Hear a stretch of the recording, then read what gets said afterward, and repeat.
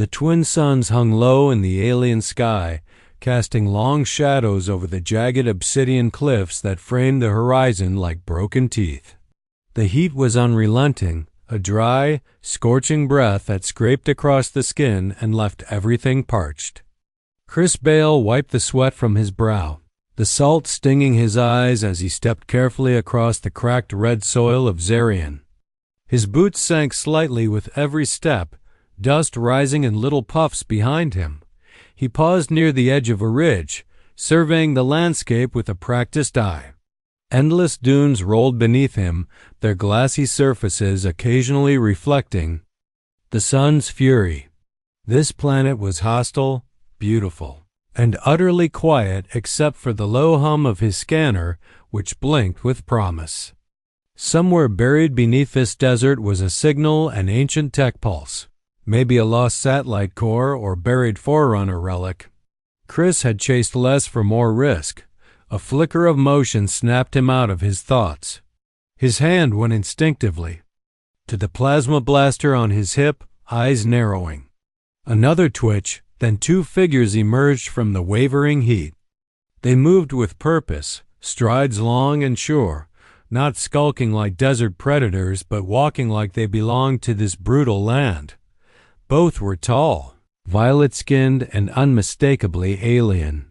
Long black hair shimmered in the sun, tied back in warrior, knots that spoke of discipline and bloodlines. Their armor, if it could be called that, was sleek and form-fitting, not designed for protection, but for speed and statement. Every inch of their appearance screamed authority and challenge. Chris stepped back cautiously.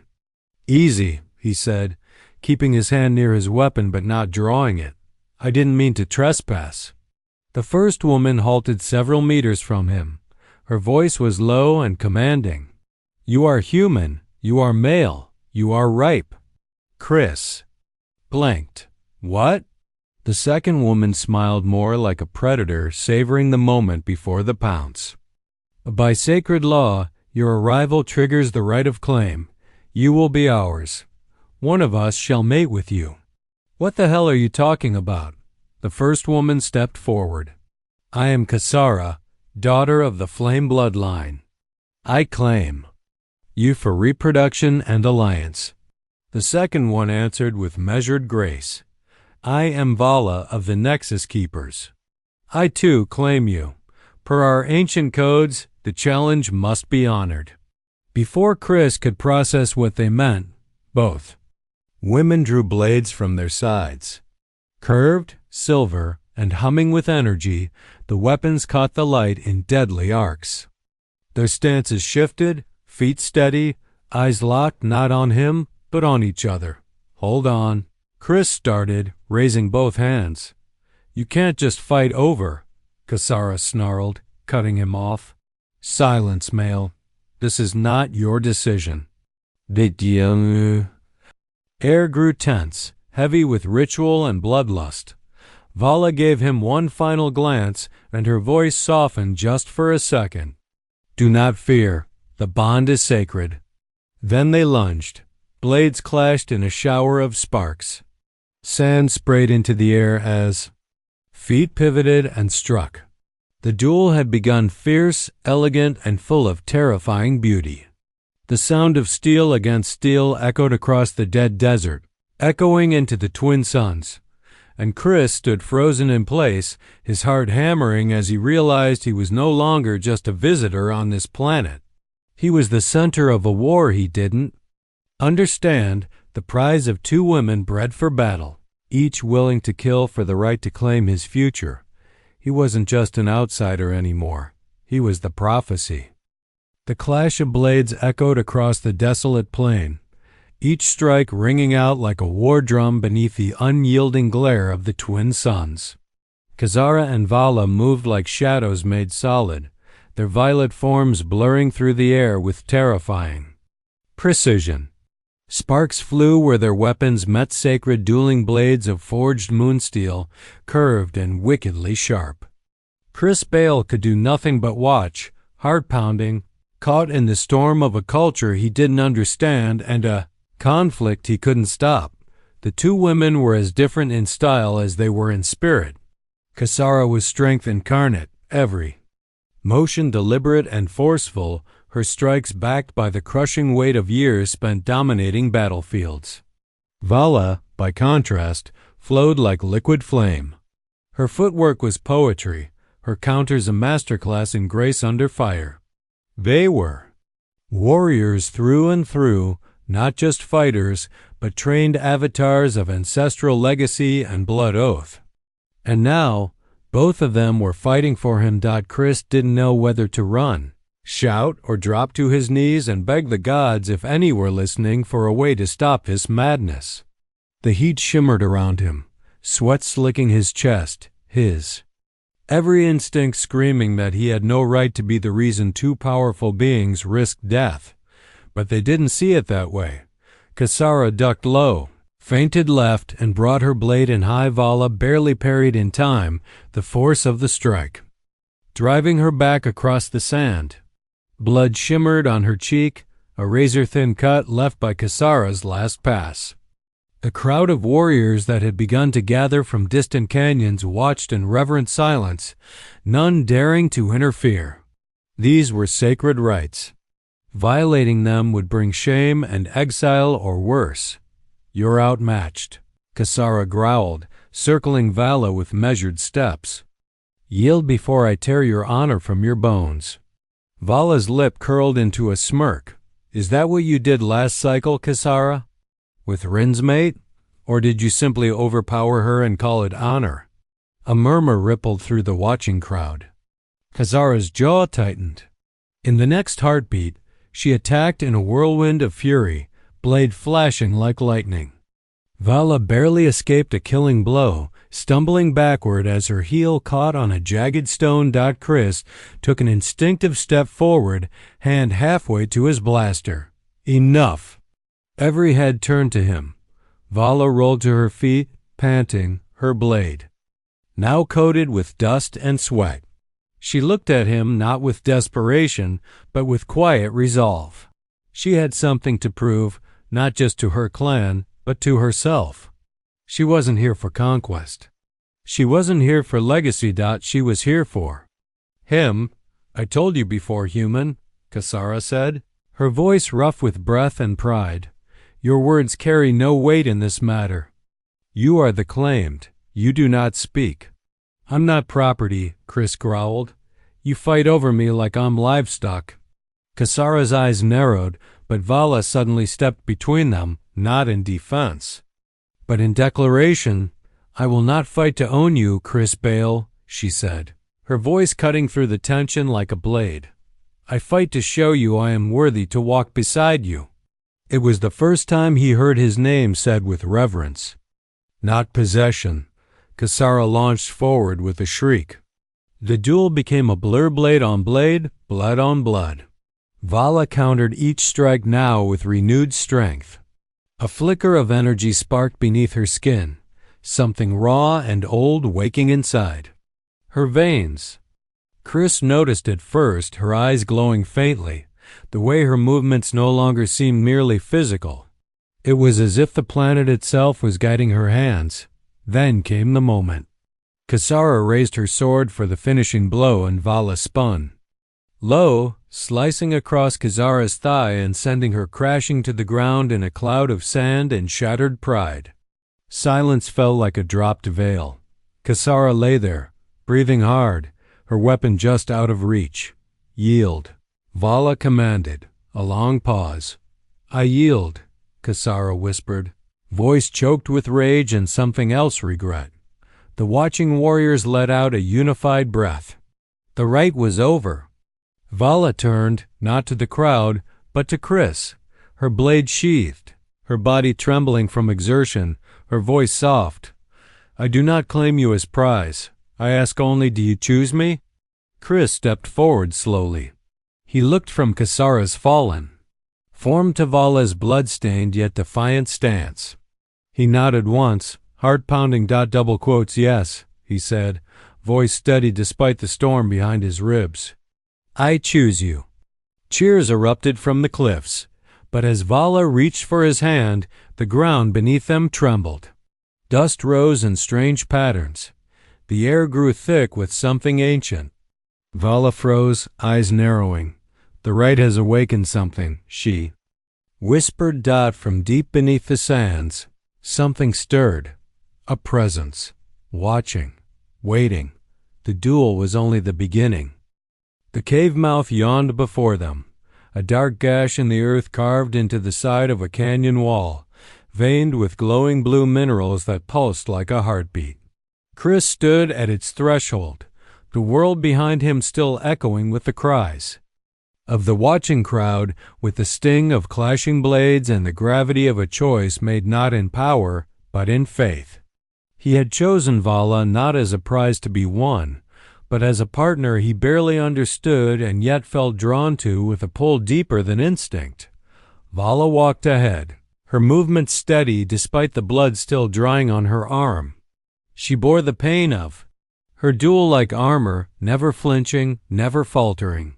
Her shoulders rose and fell in slow, deliberate rhythm, her breath even but heavy, like the weight of something unseen pressed against her. Chris followed, his footsteps uncertain against the smooth stone path that led them deeper into the cavern's glow. The further they went, the colder the air became. Faint tendrils of mist curled along the ground. Strange flora clung to the wall's petals that shimmered like crystal, vines that twitched ever so slightly as if reacting to the presence of life. The bioluminescence wasn't natural. It felt aware. Chris finally broke the silence. "Where are we?" Vala didn't look back. The womb of flame, a sacred place. Few come here. Fewer leave changed. "That's comforting," Chris muttered. Under his breath, she stopped before a stone basin carved with ancient glyphs that glowed faintly at her touch.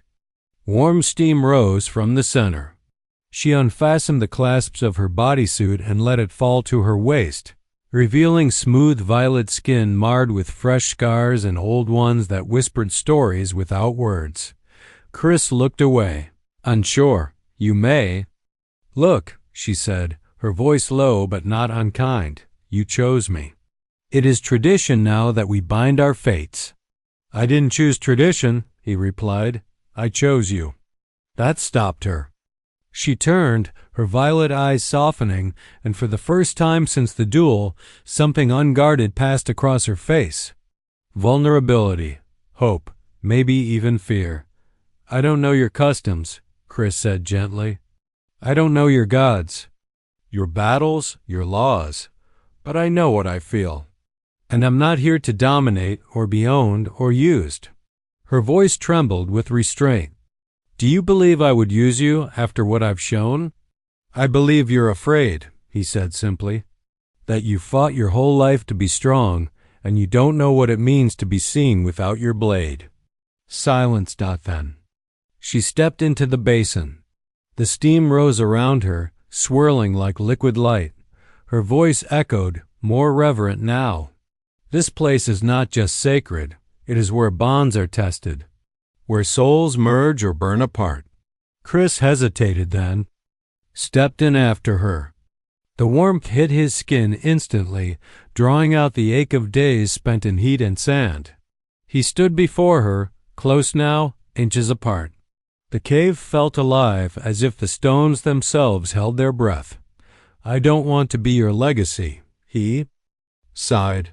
"I want to be your choice." "You are," she whispered. "But know this, Chris Bale, what we begin here cannot be undone. Not by time. Not by death." And then, as she reached out and placed her hand over his chest, something inside the cave shifted. A hum. A pulse. A blinding light. Chris gasped as visions flooded his mind, images not his own. A sea of stars. A battlefield soaked in violet. Fire. A child with his eyes and her skin, standing between warring armies. When the light faded, Vala was trembling, her forehead pressed against his. "The prophecy," she whispered. "It wasn't just about a duel. It was about this." About... Shush's heart pounded, his breath shallow. "What the hell did we just do?" "The womb of flame has accepted you," Vala said. "You are no longer outsider. You are catalyst." Before Chris could ask what that meant, a scream pierced the air, distant, shrill, and unmistakably inhuman. The ground beneath their feet shook. They raced to the entrance of the cave. Across the sky, lightning split the heavens, but there were no clouds. Only darkness swirling above the distant canyons. A form approached limping. Fast, bloody .CASAR. She collapsed at the threshold. Her eyes wild. "You've doomed us all," she rasped. The binding woke it. "The devourer stirs." Chris knelt beside her, his hand on her arm. "What are you talking about?" Kasara coughed, violet blood on her lips. "The ancient evil sealed beneath. This world it fed on war, on blood, slept for millennia. Until your bond lit the flame again." Vala's face had gone pale. "No, that can't be." "You united soul and seed beneath the twin suns," Kasara whispered. "And now the prophecy doesn't just promise salvation." Her gaze locked with Chris's, burning with pain and reverence. "It promises destruction too." Above them, the sky cracked open, dark tendrils reaching down like the fingers of some forgotten god. The world would never be the same. The storm did not arrive with rain. It came with silence. A terrifying, unnatural silence that swallowed the wind, the rustle of leaves, the distant animal calls that usually filled the twilight hours. Chris Bale stood at the entrance to the cave, the dying light of the twin suns casting his silhouette in gold and crimson. Behind him, Vala pressed a hand to the stone wall, her pulse loud in her ears. Beside them, Kasara lay weak, her breathing shallow, her strength drained not just from the duel but from something far older, something ancient and buried, now awakened by forces none of them fully understood. The sky above had darkened with an oily shimmer, as though something massive stirred just beyond the veil of atmosphere. Swirling shadows coiled over the jagged cliffs in the distance. A low, deep thrumming echoed across the canyon, the pulse of a world remembering its pain. The devourer was a myth, Vala whispered, more to herself than anyone else. A story the elders told to frighten younglings into obedience. Kasara gave a weak, bitter chuckle. And myths, like blades, are often rooted in truth. Chris clenched his fists. If this is some ancient evil that feeds on bloodshed, then why now? Why after us? Vala turned toward him, her expression dark with realization. Because we completed the bond in the womb of flame. It wasn't just ceremonial, it was activation. The energy stored in that place was never meant to be touched again. And now something old knows we're here. Kasara rasped. Chris looked between the two women, the proud warrior who'd tried to claim him through force, now broken and humbled, and the fierce partner who'd claimed his heart with fire and devotion. For all their strength, they were afraid. That chilled him more than the storm on the horizon. "We need answers," he said, "and I know where to get them." They moved quickly through the night, guided by glowing moss and the occasional flicker of bioluminescent insects. Kasara remained behind to recover, insisting she would slow them down. Vala led Chris through a path known only to the Nexus bloodline, a forgotten trail etched into the cliffs, winding down into the hollow archive, a place spoken of in whispers. Among her people, the path opened into a vast underground chamber. It was unlike anything Chris had seen, towering walls made of fused glass and obsidian, humming softly with embedded glyphs. A suspended stone platform sat in the center, cradled by hanging vines and veins of luminous crystal. Dozens of statues circled the chamber, ancient warrior queens, their eyes glowing faintly in judgment. Chris stepped forward slowly, the hairs on his arms rising. "This is data storage?" he asked. "Memory storage," Vala corrected. "Not written lived. She knelt before the platform and pressed her hand to its center. The glyphs flared, casting the room in a wash of light. Then came the voices overlapping, echoing, 1,000 generations of Nexus Queens whispering warnings, truths, and regrets. One voice rose above the rest. If the bloodline ever bonds with the outsider, the prophecy will awaken not just a child of light, but the shadow that follows. One creates, one destroys. They are twins in fate. They must be chosen with care. Chris staggered back. Twins? Vala stood, her face pale. The child we conceived, it's only half the prophecy. She looked at Chris and her voice broke. There will be two. Outside, the storm screamed through the cliffs. The shadows had taken shape, tall, shifting creatures with molten eyes and mouths that did not open but still howled. They moved like smoke given purpose. Rising from fissures in the ground. Back in the chamber, the whispering voices coalesced into one final warning. One child shall bring unity. The other, calamity. They will be born together. And only one shall survive. Chris's breath caught. Vala turned toward him slowly. If we bring both into this world, we may have to choose. The truth hit like a knife to the ribs. The bond had awakened the cycle, not just hope, but a test of everything they were. And the world would demand payment, either in love or in blood. Suddenly the glyphs shifted. A new image pulsed too. Cradles side by side. One glowed in warm light. The other bled black mist from its edges. Devourer wasn't coming. It was waiting to be born. And Vala was already pregnant. The wind outside had grown wild and sharp, laced with the taste of ozone and ash.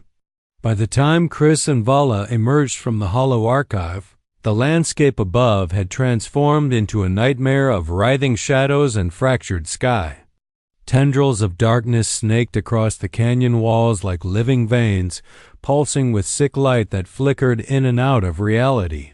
The twin suns were still in the sky, yet the world had grown dim, as if the very air had thickened with dread.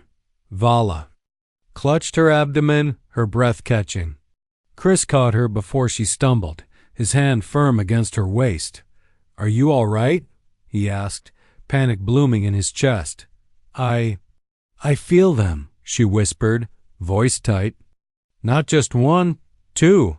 Their hearts beat within me, but they're different." One calm. The other ... double quote, she winced. The other rages. Chris looked around as the wind screamed louder, carrying voices that didn't belong to anything living. "Then we don't have time." He helped Vala back to the cave where Kasara had remained. She was upright now, leaning heavily on a jagged rock, her face pale but her eyes fierce. Her gaze landed on Vala's trembling form, and something shifted behind her expression. "You went to the archive," she said. "You saw it." Vala nodded, her voice hollow. "Twins, one light, one dark, both mine." Kasara's lips pressed into a line. "Then we need the council, now." They reached the Nexus Spire by nightfall. Riding hard across unstable terrain on Vala's personal glider skiff, a sleek, low-slung craft powered by humming grav plates. The sky above churned like water on the brink of boil. Even the stars seemed to hide.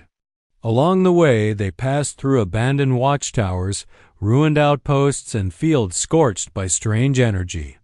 Creatures fled from their path, some screeching. Others silent, glassy-eyed, and trembling. At the base of the spire, Nexus guards met them with spears raised. But the moment they saw Vala's face, and the faint glow of Chris's skin still marked by the womb's energy, they stepped aside, whispering old words of fate.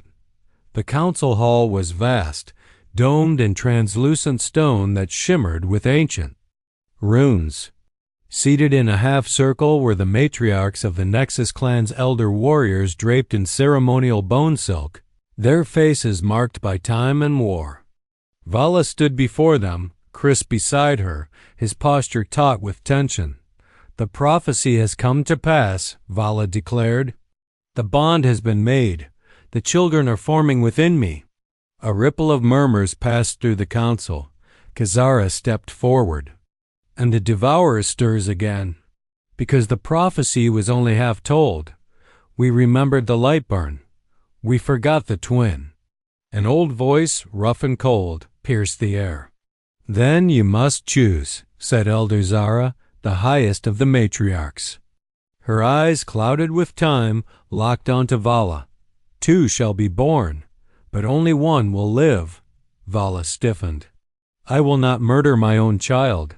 Zara's voice remained calm, unflinching. If you do not, the darkness will feed on the light.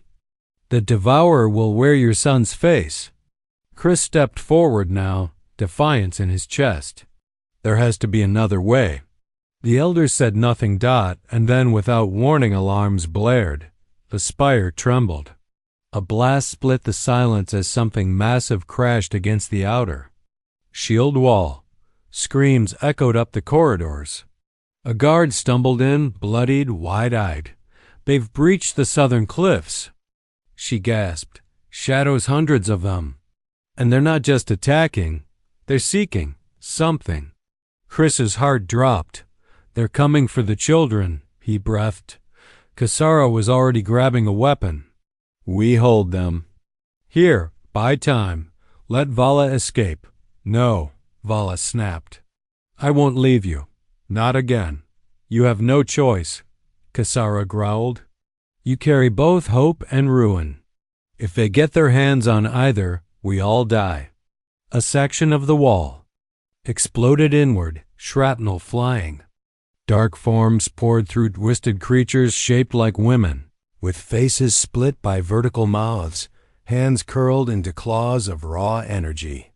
They moved like smoke and struck like flame. Chris tackled Vala to the ground, shielding her as the first. Wave crashed against the guards. Kasara leapt into the fray, her blade slicing arcs of violet light through the darkness. The air filled with screams, the scent of ozone, and the metallic sting of blood. Vala's eyes glowed as she pushed herself up, her hand outstretched. The glyphs on the walls ignited. A protective barrier shimmered to life around her and Chris. You were never meant to be a symbol, Chris said, voice low in the chaos. You were meant to be a mother. And I'll die before I let anyone take that from you. Vala turned to him, her eyes misted but burning. Then we fight together, for both of them, and for the world they'll inherit. She pressed her forehead to his, a spark of energy passing between them. Then she stood tall and raised her arms. Lightning split the roof of the spire. The prophecy had not chosen between darkness and light. It had chosen them to hold both. And in that moment, Vala was no longer just a warrior. She was the mother of destiny. Flames licked at the base of the Nexus spire, casting long shadows across the crumbling walls as the storm of darkness raged outside. Smoke curled upward into the fractured sky, where the twin suns had vanished behind a swirling eclipse of obsidian. Clouds. The air was thick with ash and screams. The city was falling, but within the sanctum's lower chambers, deep beneath the battlefield, Vala lay on a bed of blackstone, her skin slick with sweat, her muscles taut with pain. The time had come. Chris knelt beside her, gripping her hand as another wave of agony surged through her body. Her cries echoed against the crystalline walls, mingling with the rhythmic chant of the Nexus midwives, who moved in and out of the shadows like specters of old. They're not coming naturally, one whispered. Something inside resists. There. At war even now, another said. In the womb. Chris's heart pounded. Can't we help her? Use something, anything, to ease the pain? No, said the elder midwife with solemn finality. This is no ordinary birth. These are children of fate, born not just of flesh, but of prophecy and power. They must choose each other, or destroy each other. Vala writhed, gasping through clenched teeth. They're fighting me, she rasped. Not each other, me. They want me to choose. Chris's chest tightened. He pressed his forehead to hers, voice trembling. You don't have to choose. Not yet. Just hold on. Outside, Kisara stood at the broken threshold of the spire's gates, her once pristine armor dented and scorched. Her blade dripped with shadow blood, her body trembling from exhaustion, but she stood tall. A rallying line of warriors braced. Behind her, Nexus and Sire clan alike, united now under one banner. Creatures of smoke and flame swirled beyond the walls, clawing at the defenses, shrieking in inhuman tongues. They wanted the child no, the children. The light burn to consume, the dark burn to crown. Kisara glanced back toward the sanctum where Vala labored. You'd better hurry, she muttered. We're out of time. Suddenly the skies cracked, open with a deafening roar, and something massive descended. A monstrous form of fused metal and flesh, a war beast conjured from the Devourer's ancient dream. Its body was part obsidian, part shifting void, and its face was a mask of writhing limbs. It crashed into the city center with thunderous impact, sending a shock wave that shattered towers and knocked warriors to their knees. The barrier around the spire flickered in the sanctum below. Vala screamed and then silence. The midwives froze. Chris stared at her in horror. Vala? She lay still, breathing shallow, her eyes distant. Then her hand moved. There, here. The first child emerged in a flash of golden light, crying, alive, radiant. A boy. His skin shimmered with a faint glow, and when Chris held him, he felt a warmth pulse through his body. Love, fierce and pure. But then came the second. The light dimmed. The chamber grew cold. The child came without a cry, silent, watching, with eyes too old for any newborn. Eyes that mirrored the swirling skies above. Chris felt it instantly, a presence. Not evil, not cruel, but aware. The midwife stepped back.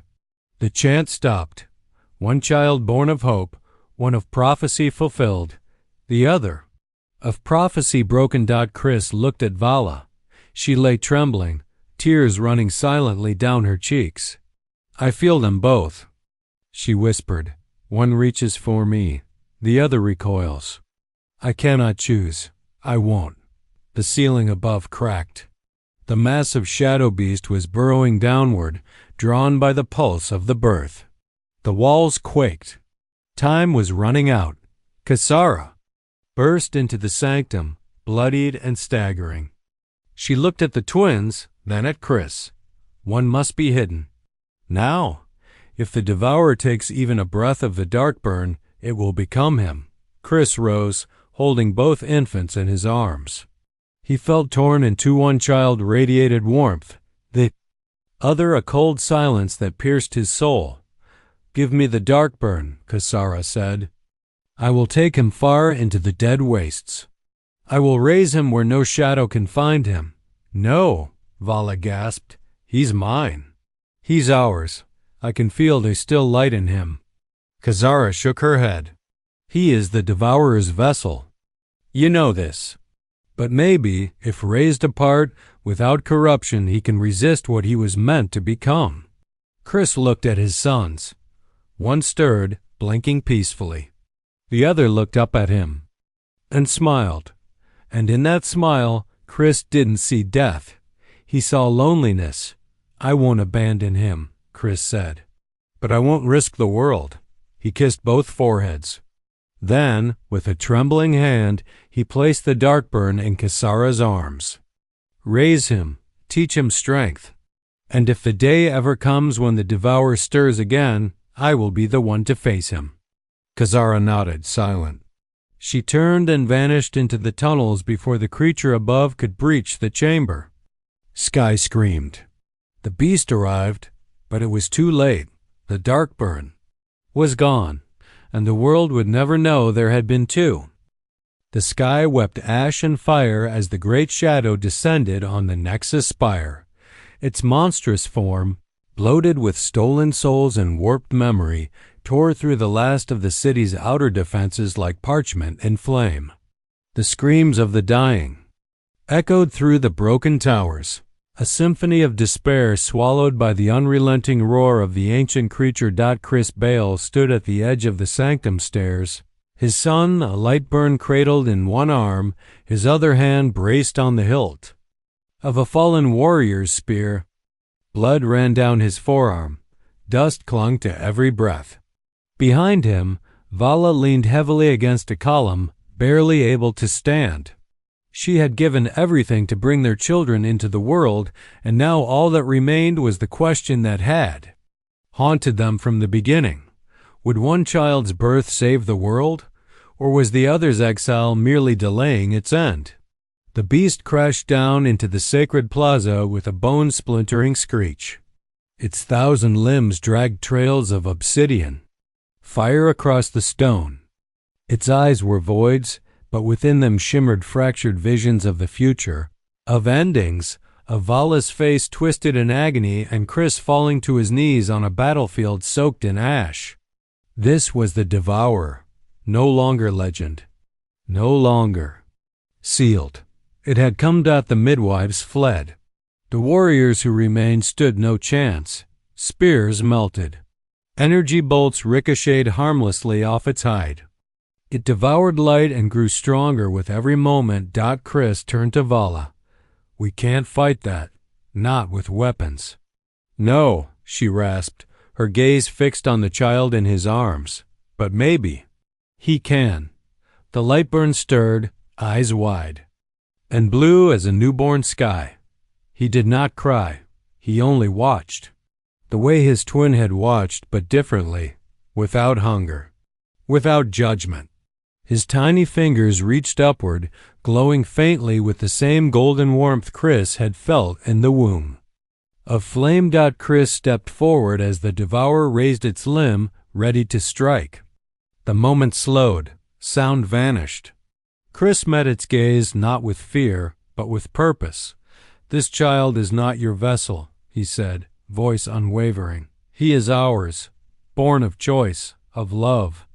The beast shrieked. The Lightborn opened his mouth not to scream, but to sing. A note, pure and ancient, rang out from the infant's throat. The cavern shook. The glyphs in the nexus stone lit from within, reactivating for the first time in generations. Light exploded outward from the child's body, not as a beam, but as a wave and echo of hope reborn. The Devourer screamed again, but this time in agony. The sound of it fractured glass. It tried to recoil, but its body froze, caught in the pulse of something greater than prophecy. Choice. Chris felt the warmth rise through him like fire in his blood. Behind him, Vala stood upright, her hands lifted. Her strength surged, her bond to the womb, to the child. "To the truth, he is not the weapon," she called out, voice carried by the light. "He is the mirror the shadow cannot survive in, a world that chooses to face it." The Lightborn's glow intensified. The beast cracked its limbs, splitting open like broken stone, revealing a core of writhing memory and cursed potential. Chris stepped forward, holding the child out. "Return to the dust," he said. The Devourer collapsed in on itself with a scream that stretched across the planet, a black star imploding into silence. The light surged one last time, blinding. Total then vanished, and in the quiet that followed, there was only the sound of a child, finally crying. 3 years passed. The world of Xerion changed. The clans united, not under conquest, but under cooperation. The matriarch stepped down, replaced by a shared council of warriors and artisans, of humans and aliens, all rebuilding together. The Womb of Flame became a place of pilgrimage, no longer feared, but honored. The Hollow Archive was reopened. Its secrets taught, not hidden. Chris and Vala stood atop the Nexus cliffs, watching the twin suns rise. The wind carried the scent of new blooms, flowers reborn from scorched earth. Beside them, their son ran through the grass, laughing. They called him Kale in the old tongue. It meant balance. He did not glow. Not anymore. But sometimes, when he laughed, the air shimmered like morning dew. Vala leaned into Chris, resting her head on his shoulder. Do you think his brother is safe? Chris nodded. Kasara's watching over him. Somewhere. Out there in the dead wastes. She raised him strong. Teach him right from wrong. And if he returns? She asked quietly. If the darkness inside him wakes? Chris didn't answer right away. He watched Kale race the wind, sunlight, catching his hair, innocence untouched by prophecy. He won't face that alone, Chris said at last. None of us will. Vala turned to him, her violet eyes soft with love. You were never meant to save this world, Chris Bale. You were meant to change it. He smiled. We both were. And far across the wastelands, where the sky burned, red and stone turned to glass, a boy stood at the edge of a cliff, watching the same sun rise. His eyes were storm gray, unreadable dot in his hand. He held a shard of obsidian, and behind him, in the dust, walked the future. 2 children, 2 destinies, and the final choice had yet to be made.